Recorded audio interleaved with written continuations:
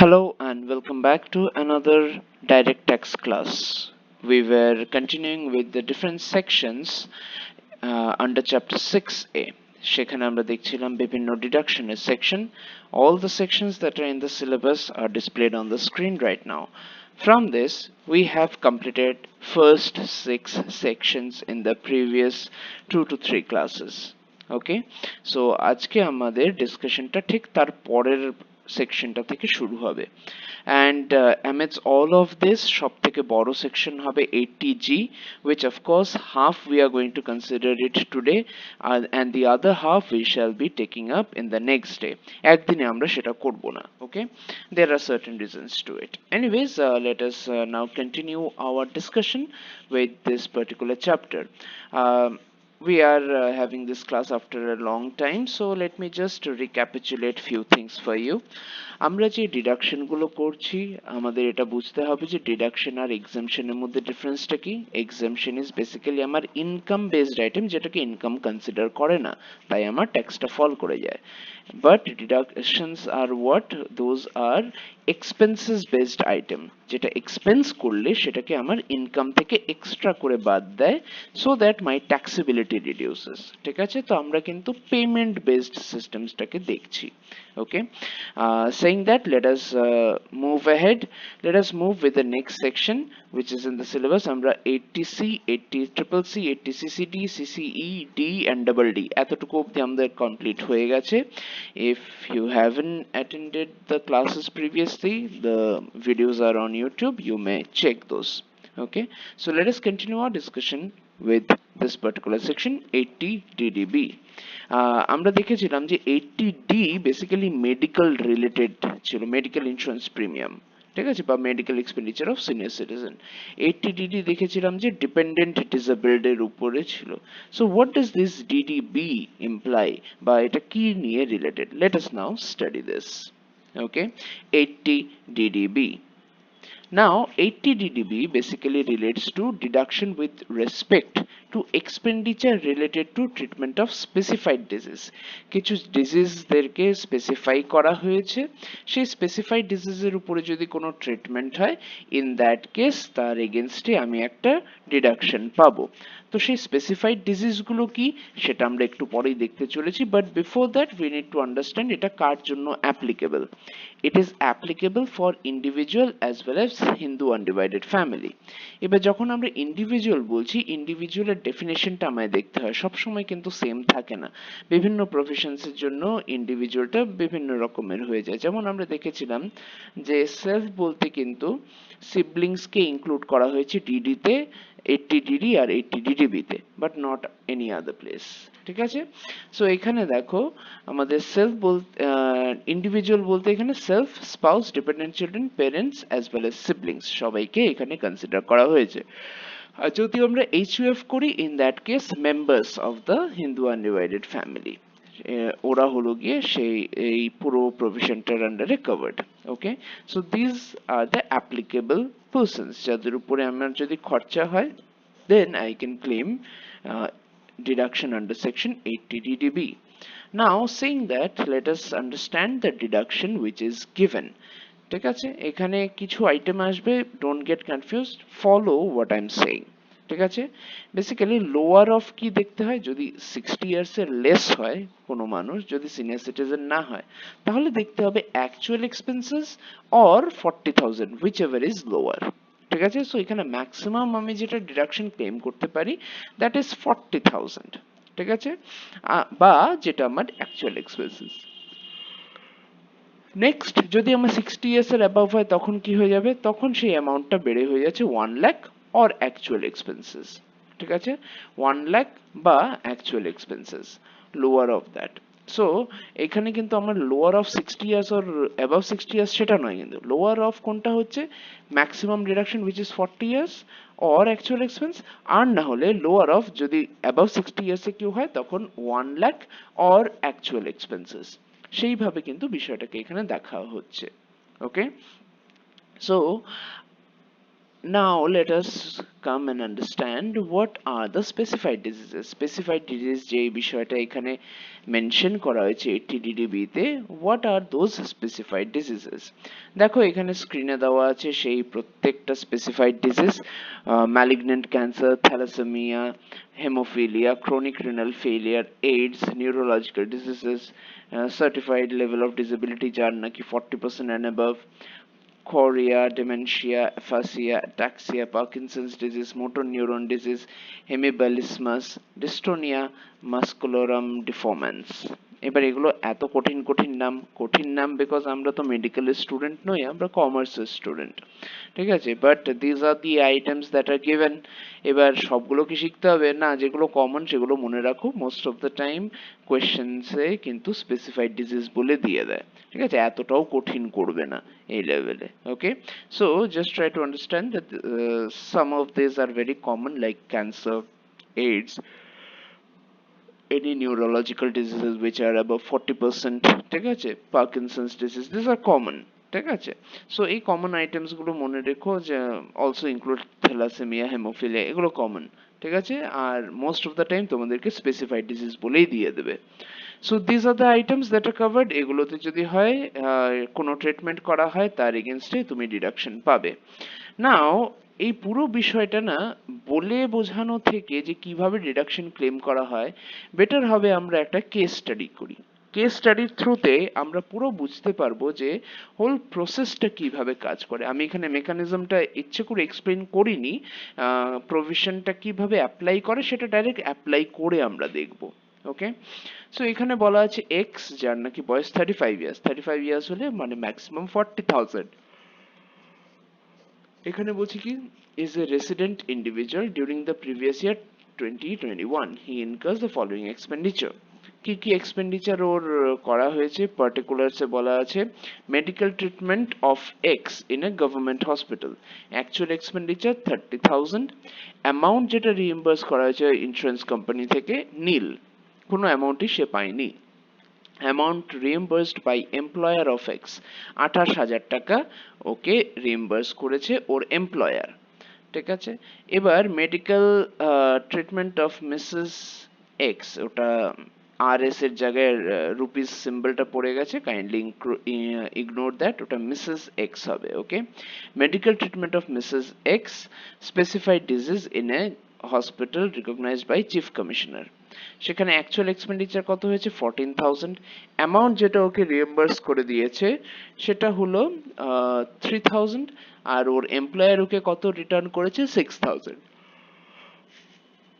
Now here it says gross total income of X is rupees 3,50,000। তো এখান থেকে এবার আমাদের বের করতে হবে 80 DDBর আন্ডারে ও কত রিডাকশন পাবে। আমরা জানি কি 80 DDBর আন্ডারে যদি এজ লেস দেন 60 ইয়ার্স হয়, in that case maximum amount of reduction is 40,000। এবার এখান থেকে যদি আমরা দেখে করি আমাদের হয়তো সিনারিওটা একটু অন্যরকম মনে হতে পারে। Let's talk what is not applicable, মানে যেটা হয়তো আমরা অঙ্কে করব না সেই বিষয়টা বলি। কারণ কি we need to understand that আমাদের থট প্রসেস এইভাবে চলে, but that is not exactly how the numerical is done but tax laws are going, ঠিক আছে। নর্মালি আমরা কি ভাববো, 30,000 আছে, 20,000 পেয়ে গেছে, তার মানে 2,000 খরচা হয়েছে, আর এখানে 14,000 আছে আর এদিকে 9,000 খরচা হয়েছে, তাই তো। সো 9,000, 14,000 থেকে 9,000 বাদ দিলে 5,000 থাকছে, 5 আর 2 7,000 ও ক্লেম করতে পারবে, because 7,000 or 40,000 whichever is higher বা whichever is lower actually, ঠিক আছে। so 7,000 ও ক্লেম করতে পারবে, তাই তো, এটাই আমাদের ধারণা, but actually this is not how it happens.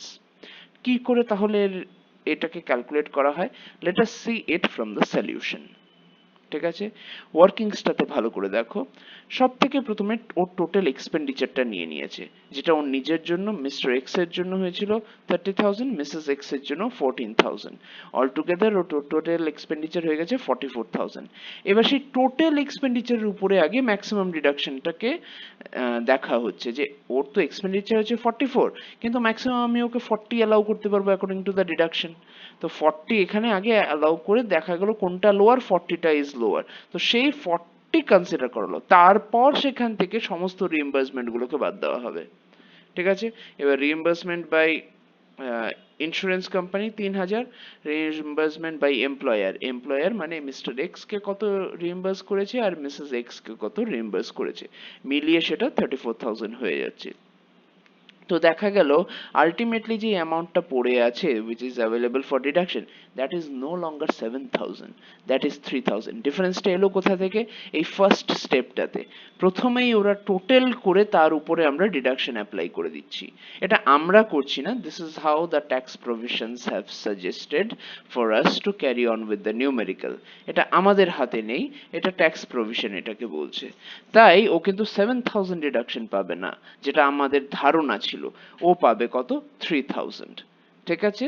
So this is how the numerical will be done. So kindly focus on this, যে total expenditure then the deduction is allowed, মানে maximum deduction এর লিমিটটা apply করে দেবে, তারপর যে qualifying অ্যামাউন্টটা থাকবে সেখান থেকে সমস্ত রিইম্বার্সমেন্ট গুলোকে রিডিউস করে দেওয়া হবে। আলটিমেটলি যদি কিছু পড়ে থাকে that will apply as deduction। তো তাহলে এখান থেকে 80 ডিডিবি ডিডাকশন আমরা 3,000 পেয়ে গেছি। এবার 3,000 পেয়ে গেলে ফাইনালি আমরা সলিউশনটা কিভাবে দেখাবো? Calculation of total taxable income of mister X, particulars আমরা দেখাবো গ্রস টোটাল ইনকাম যেটা ওর 3,50,000 ছিল, less deductions under chapter 6 A, যেখানে আমাদের আপাতত ইনফরমেশন খালি 80 ডিডিবির বিষয়ে দেওয়া, তো সেই অ্যামাউন্টটা আমরা বসিয়ে দেবো। আর এখানে টোটাল ট্যাক্সেবল ইনকাম এখানে 34,000 দেওয়া আছে, but it's wrong, it is 3,47,000 হবে। ঠিক আছে? there has been a typing error in this, so 3,47,000 is the answer, total taxable income। okay, so kindly note the error that is on the screen, it is not 34,000, it's 3,47,000। okay, so hopefully this part is done। let us move towards the next section which is 80E। ঠিক আছে? now what does 80E relate to? it is very simple, E for education। ঠিক আছে? and it relates to deductions with respect to interest payment on education loan। education লোনের উপরে কত interest আছে সেই পেমেন্টটা, সেই ইন্টারেস্ট পেমেন্টটা will be qualified as deduction, বা এই ইন্টারেস্ট পেমেন্টটা এসে পড়বে as deduction। ঠিক আছে? তো এখানে মেইনলি আমাদের দেখতে হবে কি, এডুকেশন লোনের প্রিন্সিপাল অ্যামাউন্ট নয়, it is only the interest payment যেটা আমরা কনসিডার করব, interest payment, that is more important to be considered। okay, who can claim? individual। এবার ইন্ডিভিজুয়ালের মধ্যে কে কে আছে? Self, spouse, children and for whom he or she is a guardian। ঠিক আছে? তো নিজের জন্য সে নিতে পারছে, স্পাউসের জন্যও নিলে হয়ে যাবে, চিলড্রেনের জন্য নিলেও হবে।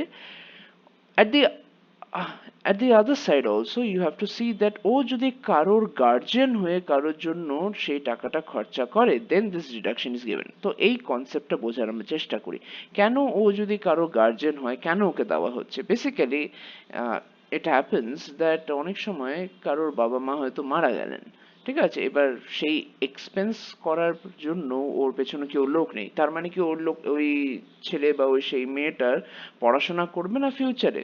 অবশ্যই করবে।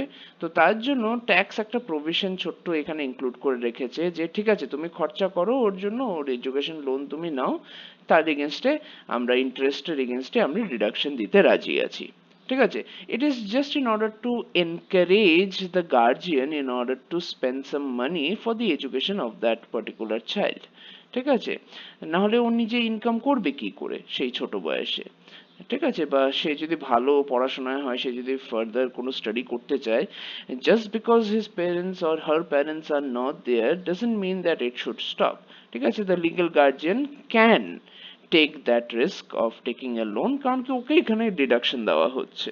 ওকে, সো এটা বেসিক্যালি ওই গার্জিয়ান হিসেবে ওর যেন টেক কেয়ার করে এডুকেশনের বিষয়টা, সেটাকে এনকারেজ করার জন্য এখানে দেওয়া হয়েছে। নাও লেট আস মুভ ফরওয়ার্ড। এখানে কোন কোর্সেস আর এলিজিবল? ঠিক আছে, কোর্স কেন এই প্রশ্নটা এখানে অ্যারাইজ হলো, কারণ কি আমাদের কিছু ভোকেশনাল কোর্সেস হয় যেটা রেগুলার কোর্সেস নয়, স্কিল ডেভেলপমেন্ট, স্কিল এনহ্যান্সমেন্ট, সেগুলো কিছু কোর্স হয়। আবার কিছু কোর্স হয় যেগুলো regular courses, like MCom, MBA, সেগুলো কিছু রেগুলার কোর্সেস। তো কোন কোর্সেসের জন্য সেটা এলিজিবল? বলা হয়েছে both vocational and regular courses, দুটো টাইপের কোর্সে কভার্ড। তাই ভোকেশনাল কোর্সের জন্য যদি লোন নেয় ইন্টারেস্টের উপরে 80 ডিডাকশন পেয়ে যাবে, রেগুলার কোর্সের জন্য যদি সে লোন নেয় তাহলে ইন্টারেস্টের উপরে ডিডাকশন ক্লেম করতে পারবে আন্ডার 80E। এবার কত ডিডাকশন অ্যামাউন্ট আমি ওকে অ্যালাউ করব, no limit on the amount. ঠিক আছে, কোনো অ্যামাউন্টের উপরে কোনো কিন্তু লিমিট নেই। তার মানে তুমি বলবে বা খুব ভালো খবর, না ভালো খবর না, একটু প্র্যাকটিক্যালি ভেবে দেখো। যদি আমার ইন্টারেস্ট হিউজ হয় তার মানে লোন কত বড় হবে। আমরা তো ইন্টারেস্টের উপরে ডিডাকশনটা দিচ্ছি, লোন অ্যামাউন্টের উপর বা প্রিন্সিপাল রিপেমেন্টের উপরে নয়। ঠিক আছে, কোনো একটা মানুষ এতটাও বোকা হবে না যে ওর ইনকাম কমানোর জন্য অত্যাধিক বেশি পরিমাণে লোন নিয়ে বসে আছে, এডুকেশন লোন, সেটা কোনোদিনই সে করবে না। ঠিক আছে, তাই দেখো এটা কিন্তু তেমনও কোনো ভালো খবর নয়, বা খুব ট্যাক্সকে যে খুবই কমিয়ে দেবে এমনও বিষয় নয়।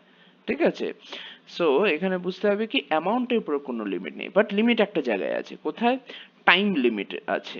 এখানে 8 বছর টোটাল তোমায় টাইম দিচ্ছে সেই ইন্টারেস্টটা ক্লেম করার। তার মানে কি যেই বছরে লোনটা তোমার দেওয়া হচ্ছে সেই বছরটা ইজ দ্য ফার্স্ট ইয়ার, এর পরে আরো 7 বছর তুমি সেই অ্যামাউন্টটাকে ক্লেম করতে পারবে। So total years is 8।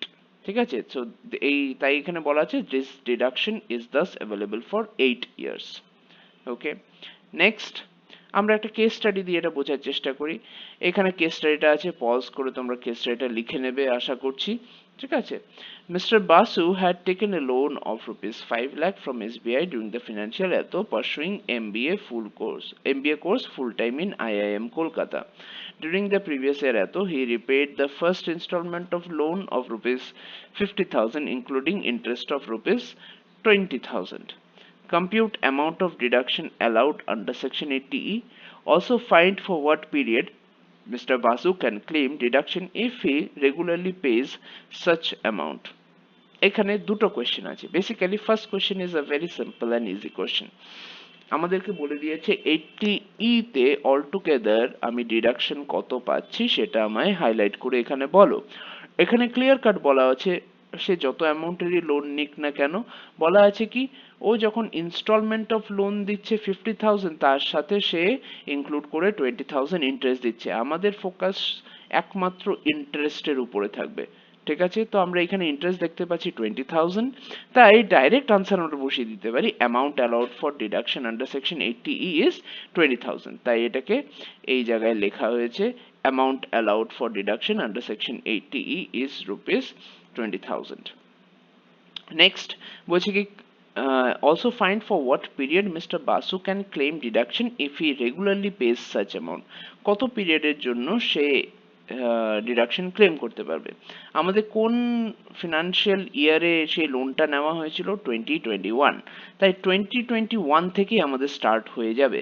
তারপরে আরো 8 বছর, এই 1 2 3 4 5 6 7, ঠিক আছে 7 বছর, এই প্লাস 1, 8 বছর। So starting from the year in which loan has been taken plus 7 more years, so total of 8 years say claim করতে পারবে। ঠিক আছে, so this is what the provision is saying. Let us try to understand this with the help of another case study. আরেকটা case স্টাডিতে এখানে বলা আছে X has taken 3 education loan on March 1st 2020, the details of which are given below. ঠিক আছে, পার্টিকুলারসে আছে কি education loan taken for, কার কার জন্য loan নেওয়া হয়েছে। 3টে অলটুগেদার লোন আছে, দুটো নিজের নামে নিয়েছে আর একটা ওর মেয়ের জন্য নিয়েছে। পারপাস কি লোনের, full time MBA, part time MC আর ফুল টাইম এমবিএ। ঠিক আছে, সে ফুল টাইম হোক কি পার্ট টাইম হোক, এডুকেশন লোন নিলে ওকে আমরা ইন্টারেস্ট ডিডাকশন অ্যালাউ করব। তো অ্যামাউন্ট অফ লোন কত দিয়েছে, 6 lakh, 3 lakh, 5 lakh, whatever the whole amount is, we don't need to be considerate about that unless we are given percentage to calculate interest from it. আমাদের কোনো percentage দেয়নি, তাই আমাদের এটা ঝামেলা যেতে হবে না। অ্যানুয়াল রিপেমেন্ট অফ লোন, মানে এটা তো প্রিন্সিপাল অ্যামাউন্ট রিপে করছে 1 লাখ, 5 লাখ, 50,000 আর 1 lakh. Again we don't need to consider it. আমরা কোনটা কনসিডার করব, annual payment of interest during 2021। এবার এই ইন্টারেস্টটা আমাদের কনসার্নিং বিষয়। ঠিক আছে, কত কত করে ইন্টারেস্ট পে করেছে। লোন নাম্বার 1-এ 60,000, লোন নাম্বার 2 তে 40,000, লোন নাম্বার 3 তে 55,000, অল টুগেদার কত হচ্ছে 1,55,000। ঠিক আছে, তো total interest for that year ওয়াজ 1,55,000। এবার এখানে কোশ্চেনটা কি জিজ্ঞেস করেছে, find out the amount deductible under section 80E for the assessment ইয়ার 21-22। তো অ্যাসেসমেন্ট ইয়ার 21-22 এর জন্য amount deductible under section 80E আমাদের বের করতে বলেছে। How are we going to do this? আমরা মুখে মুখেই অ্যাকচুয়ালি করে নিয়েছি, জাস্ট আমরা ইন্টারেস্টটাকে কনসিডার করব from loan 1, loan 2 and loan 3, nothing else. তো সেখানে 60, 40 আর 55 অ্যাড করে দিলে 1,55,000। therefore amount deductible under section 80E is rupees 1,55,000। এটাই হয়ে যাবে আমাদের আনসার। ঠিক আছে, so this is where we conclude section 80E. okay, now that section 80E is done, we can move forward to 80G. ঠিক আছে, now listen everyone, এটা কিন্তু খুব ভালো করে শুনতে হবে। 80G কিন্তু লার্জেস্ট সেকশন, সেখানে ডিসকাশন কিন্তু অনেক লেংদি হবে, তাই হাফ হাফ করে আমরা ডিসকাশন করব। আজকের দিনে আমরা কিছু হালকা পাতলা কিছু প্রভিশন, কিছু শর্টকাটস সেগুলো দেখব। নেক্সট ডেতে সেই জিনিসগুলোই যখন মাথায় সেট হয়ে যাবে তখন সেটা নিয়ে আমরা অঙ্কতে যাব। ঠিক আছে, but before that I also want you all to keep revising the sections, নাহলে কিন্তু মাথায় থাকবে না। ঠিক আছে, anyways let us continue now section 80G। এবার সেকশন 80G তে যেই আমরা যাচ্ছি, what does this section exactly relate to? It relates to deduction with respect to donations। ঠিক আছে, ডোনেশন বা কন্ট্রিবিউশন অ্যাজ আ চ্যারিটি যেখানে দেওয়া হচ্ছে, সেটার এগেনস্টে কিছু আমরা ডিডাকশন পাই। সব জায়গায় কি পাই না, এই জায়গাতেই হয়ে গেল কমপ্লেক্সিটিটা। যাই হোক, সেই কমপ্লেক্সিটিতে যাওয়ার আগে কিছু বেসিক জিনিস আমরা মাথায় রাখি। This particular section is applicable to all SSE। ঠিক আছে, এতদিন ধরে আমরা কি দেখছিলাম, কোম্পানি অ্যাপ্লাই করতে পারছে, ইন্ডিভিজুয়াল ম্যাক্সিমাম জায়গায় পাচ্ছে। ঠিক আছে, আবার ওইদিকে কি দেখা যাচ্ছিল, এইচইউএফ কিছু কিছু জায়গায় পাচ্ছে, যেমন 80E তে এইচইউএফ পাচ্ছে না। ঠিক আছে, সো এখানে দেখা যাচ্ছে কি সমস্ত সবার জন্য, অল টাইপস অফ অ্যাসেসির জন্য সেখানে কিন্তু এই 80Gটাকে অ্যালাউ করা হয়েছে। ঠিক আছে, আর এখানে আরেকটা পয়েন্ট যেটা অ্যাড করা হয়েছে, that is irrespective of residential status. তাকে যে রেসিডেন্ট হতেই হবে এমন কথা নয়, তারপরেও সে কিন্তু 80G পাবে। ঠিক আছে, সিটিজেনশিপও এখানে কিন্তু ম্যান্ডেটরি নয়। তো দেখো, এটা কিন্তু হিউজ স্কোপ এই পার্টিকুলার সেকশনটার, এটা কিন্তু মাথায় রাখতে হবে। Followed by that, what are the conditions to be satisfied? এখানে লেখা আছে first point, অ্যাসেসি must donate two specified funds. Specified মানে কি, কিছু লিস্ট নিশ্চয়ই থাকবে। ঠিক আছে, তো সেই লিস্টটা আমরা আজকে দেখব। নেক্সট বলেছে কি, the donation should not be in kind. কোনো কাইন্ডে ডোনেশন হলে হবে না। আমার একটা কম্পিউটার আছে, নে দিয়ে দিলাম, না, কনসিডার হবে না, টাকা দিতে হবে। ঠিক আছে, তারপরে বলছে কি, donation made in excess of ₹2,000 shall be made in any other mode other than cash. বলছে ক্যাশে যদি তুমি ডোনেশন দাও ম্যাক্সিমাম 2,000, এর থেকে বেশি যদি ক্যাশে দাও তার মানে তুমি তোমার ব্ল্যাক মানি দিচ্ছ, তাই তুমি এটাকে ডিজিটালি দিতে চাইছো না। তো 2,000 অব্দি ম্যাক্সিমাম তোমার অ্যালাউড ক্যাশে ডোনেশন, এর উপরে হলে কিন্তু তোমার ডিজিটাল ট্রানজাকশন করতে হবে, মানে ডিজিটাল ট্রেস যেন সেই ট্রানজাকশনের থাকে। তাই এখানে ডাইরেক্ট বলে দিয়েছে কি, you have to make that donation in any other mode other than cash. ঠিক আছে, তারপরে proof of donation in original should be attached with the return of income. প্রুফটা কিন্তু রাখতে হবে। ঠিক আছে, আর যখন তুমি রিটার্ন ফাইলিং করবে, রিটার্ন ফাইলিংটা কি, যখন তুমি তোমার ট্যাক্সের জন্য ইনফরমেশন তুমি ইনকাম ট্যাক্স পোর্টালে ফিল আপ করছো, ওয়েদার মানে তোমার অ্যাকচুয়ালি এই ট্যাক্সেবিলিটি আছে কিনা, তখন এই সেকশনস গুলোকে ক্লেম করা যায়। তো এই সেকশনটা ক্লেম করতে গেলে কিন্তু প্রত্যেকটা প্রুফকে দিতে হবে। ইনফ্যাক্ট এখন এমনই হয়ে গেছে যে প্রত্যেকটা সেকশন থেকে যদি তুমি ডিডাকশন ক্লেম করো, irrespective of 80G or 80C or 80CCC, প্রত্যেকটা প্রুফ তোমায় রাখতে হবে। প্রত্যেকটা প্রুফের কিছু আইডেন্টিটি ওখানে প্রোভাইড করতেই হয়, না হলে তুমি ক্লেম করতে পারবে না। ঠিক আছে, সো এই জিনিসটা কিন্তু মাথায় যেন থাকে। সো এবার নেক্সট আইটেমটা কি বলা হচ্ছে, যে double deduction in respect of a single deduction is not allowed. এটা আমরা আগেও দেখেছিলাম যে একটা পার্টিকুলার কোনো ডিডাকশনের এগেনস্টে আমরা দুবার রিডাকশন ক্লেম করতে পারি না, সেই জিনিসটা আবার এখানে বলে দেওয়া হয়েছে। এবার দেখছি আমরা আমাদের স্ক্রিনে কিছু আইটেমস আছে। What are this items basically? এই items are nothing but those specified items যেটা নাকি আমরা একটু আগেই চর্চা করেছিলাম। ঠিক আছে, মানে এই আইটেমস এর বাইরে যদি কোথাও ডিডাকশন কিছু ডোনেশন দেওয়া হয় তাহলে কিন্তু that will not qualify as deduction under section 80G। তো এখানে দেখো অনেক কটা আছে। ঠিক আছে, এটা ক্যাটাগরি এ। ক্যাটাগরি এ তে কি হয়, কোনো ম্যাক্সিমাম লিমিটের বাধা থাকে না। তুমি যাই দেবে তার কত পার্সেন্ট ডিডাকশন আছে সেটা লাস্ট কলামে দেওয়া আছে, 100% হতে পারে বা 50%। এবার দেখো তুমি 10টা দেখে কিন্তু ভাববে না যে খালি 10টাই আছে। ঠিক আছে, এগুলো সব কটা আছে, এগুলো পড়তে হবে। এর পরেও তুমি যদি দেখো 11 to 19 আরো অনেক কটা লিস্ট বেড়ে যাচ্ছে, এখানেও লিস্ট শেষ হচ্ছে না। এর পরেও আমার লিস্ট আরো কন্টিনিউ করছে till 25। That is just in category এ। ঠিক আছে, এবার ক্যাটাগরি বি যদি হয় সেখানে আমরা দেখছি আবার লিমিট অ্যাপ্লাই হয়ে যাচ্ছে, আবার 50% হয়ে যাচ্ছে। আবার সবকটাই যে 50% তাও কিন্তু নয়। আমাদের কিছু কিছু আইটেমস আছে যেখানে আমাদের 100%ও আবার ডিডাকশন ক্লেম করা হচ্ছে। তো এবার দেখো all together 32 items, actually 33 items আছে, আমি এখানে 32 আইটেমস দিয়েছি। ঠিক আছে, if you open website and if you check you will see that there are 33 items. ঠিক আছে, যাই হোক বিষয়টা সেটা আলাদা, আমি কেন এক্সক্লুড করেছি that is not the concern right now. But এখানে বুঝতে হবে যে এতগুলো আইটেম আমি মুখস্থ রাখবো কি করে। ঠিক আছে, আইটেমও যদি মুখস্থ হয়ে যায় কোনটার উপর লিমিট আছে কোনটার উপর নেই সেটা আমার মনে থাকবে কি করে। সেটাও ধরো মুখস্থ করে নিলাম, তারপরে কোনটার উপর 50% কোনটার উপর 100% সেটা মনে রাখবো কি করে। তাহলে একটা ঝামেলা হয়ে যাচ্ছে, এতগুলো আইটেম আমরা মনে রাখবো কি করে।